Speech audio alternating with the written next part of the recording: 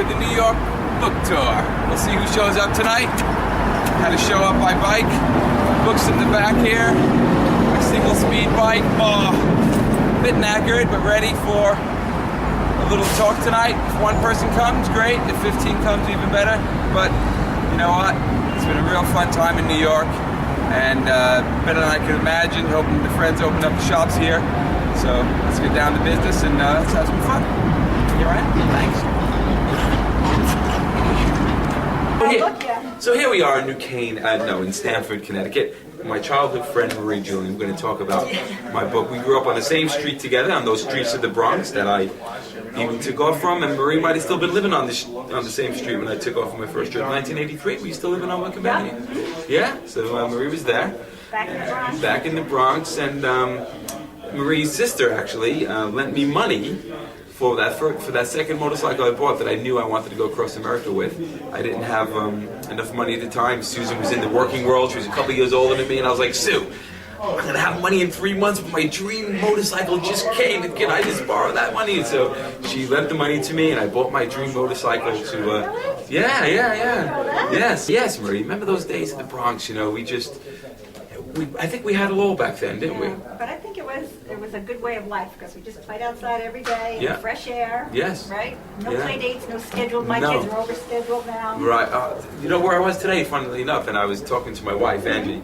We were up at Sprain Ridge Pool. Oh, really? And I said, I remember we hired a bus. That was a big thing to go up. Oh man, that was like, whoa, we're going to Sprain Ridge. Ooh, we were up to Westchester County, and then we used to go with my parents sometimes when we didn't get the bus, and it was like bring the picnic and spend the whole day there. So today Louie was mountain biking up there, and I was explaining to Angie, how that was the country. Yeah, Sprain Ridge, Jackson Avenue.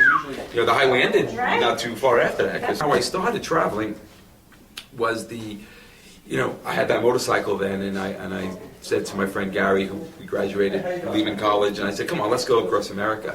Marie, and we did, and there was something special about, growing up in the Bronx. I had never been west of Pennsylvania, really. We drove down to Florida, we went up to Canada, but I never really had gone west, and a lot of people would say, I don't know, Joe, if I go west, the Cowboys are going to be this, and we're going to have that.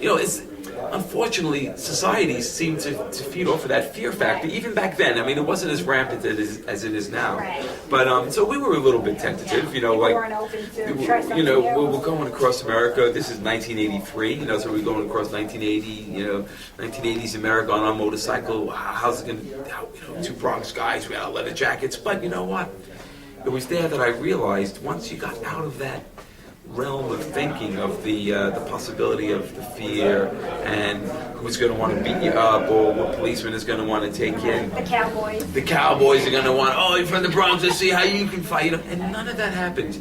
Quite the opposite of that happened. I remember being in a town where there was a rodeo in Wyoming, an all-night rodeo going on. And when people found out we were from the Bronx, I mean, we might as well said I'm Robert De Niro or something like that. Oh, you're from the Bronx. In my little town, 10 Sleep, Wyoming, come on in.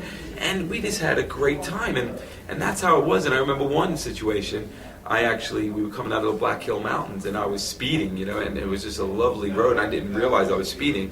And I look in the mirror, and my friend who I was going to cross with had faded to the back, but the state trooper hadn't.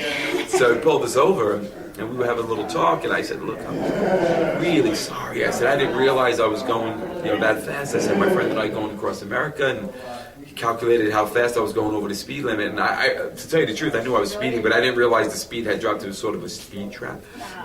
But he looked at me and he said, two young boys doing something like that. He goes, look, you have a good trip. You speak English. And you know what? That sort of resonated in my mind. We speak English. And again, I was thinking, wow, if we didn't speak English or if we were a darker color, would that have made a difference? And there was a little bit of that, it was like, a different side to America. This was my first trip across America, so all this stuff was shooting at me. And my eyes were wide open, and I got out to California, didn't make it working there, so we wound up coming on back, but, wow. We did it. We realized that dream across in America. I saved all my money up to do it again. And on the second trip, I was alone, and I started meeting people and having these situations where, the synchronicity, the subtitle of the book, True Tales of Voyage, Discovery, and Synchronicity. Well, on that second trip, I didn't know the word yet. I don't Yeah. even think, but it just seemed more than coincidence, you know. But the synchronicity felt like it was coming from somewhere else. Yeah. You know, I know, and I think Yeah. the journey was Right, the journey was really opening me up to say, wow, there's something else out there. I was just tapping into that. So my motorcycle journeys across America were definitely changing me on that level. And I was reading quite a few books.